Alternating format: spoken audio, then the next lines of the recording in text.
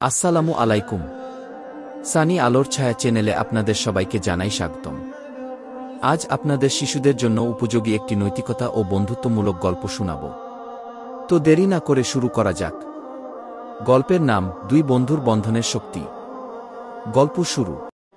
এক ছোট্ট গ্রামে থাকত দুই ঘনিষ্ঠ বন্ধু, নাম তাদের রফিক আর করিম। ছোটবেলা থেকে একসঙ্গে খেলাধুলা, পড়াশোনা, কাজ সবই করত তারা। সবাই বলতো রফিক করিম এক প্রাণ দুই দেহ। তারা দুজনেই খুব সৎ, পরিশ্রমী আর দয়ালু ছিল। তাদের স্বপ্ন ছিল একদিন বড় ব্যবসায়ী হবে এবং তাদের গ্রামকে উন্নত করবে। কিন্তু বাস্তবতা ছিল কঠিন। তাদের পরিবার গরিব, সংসারে অভাব লেগেই থাকত। একদিন রফিক বলল, করিম, আমাদের জীবনে কিছু একটা বড় করতে হবে। এইভাবে থাকলে চলবে না। করিম সায় দিল, ঠিক বলেছিস বন্ধু। আমাদের শহরে গিয়ে কিছু কাজ শিখে আসা উচিত। পরদিনই তারা মায়ের আশীর্বাদ নিয়ে শহরের পথে পা বাড়াল। শহরের জীবন। শহরে গিয়ে প্রথম কিছুদিন খুব কষ্টে কেটেছে। না ছিল ঘুমানোর জায়গা, না ছিল খাবার। কিন্তু তারা ভেঙে পড়েনি। একদিন একটি ছোট্ট কাঠের কারখানায় কাজ পায় রফিক, আর করিম পায় এক চায়ের দোকানে। দিনে দিনে তারা কাজ শিখে নেয়, টাকা জমাতে থাকে। প্রতি সপ্তাহে দুজনে একসঙ্গে বসে হিসেব করে কত টাকা জমল, কত খরচ হল। তাদের লক্ষ্য ছিল একটা ছোট দোকান খুলবে একদিন।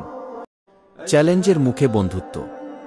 কিছুদিন পর এক ব্যবসায়ী রফিককে বলে, তুমি খুব ভালো কাজ করো, আমি তোমাকে আমার কারখানায় বড় পদে নিতে চাই। রফিক খুশি হলেও করিমকে বলল, বন্ধু, তুই রাজি না থাকলে আমি করব না।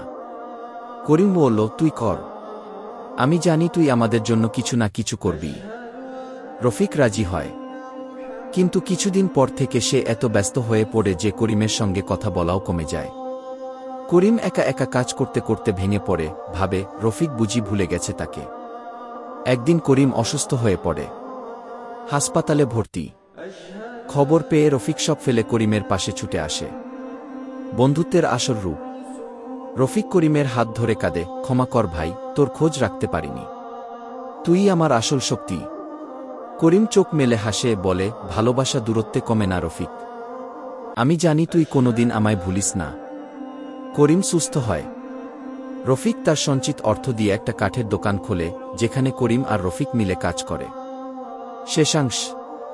বছর কয়েকের মধ্যে তাদের দোকান বড় ব্যবসায় পরিণত হয়। তারা আবার গ্রামে ফিরে আসে, মা বাবার মুখে হাসি ফোটে। গ্রামের দরিদ্র ছেলে মেয়েদের জন্য একটা ট্রেনিং সেন্টারও খুলে তারা। মানুষ বলে, রফিক করিম এখন শুধু বন্ধু না, আদর্শ। গল্পের শিক্ষা। সত্যিকারের বন্ধুত্ব ত্যাগের মাধ্যমেই টিকে থাকে। জীবনে সাফল্য তখনই আসে যখন আমরা একে অপরকে ভুলে না যাই। সম্পর্কের মূল ভিত্তি হল বিশ্বাস, ভালোবাসা আর সহানুভূতি। যদি গল্পটি ভালো লেগে থাকে, অনুগ্রহ করে লাইক দিন, সাবস্ক্রাইব করুন এবং আপনার মতামত শেয়ার করুন। আপনার একটি মন্তব্য আমাদের জন্য অনেক মূল্যবান। ভবিষ্যতে আপনি কোনো গল্প শুনতে চান, জানাতে ভুলবেন না। ধন্যবাদ।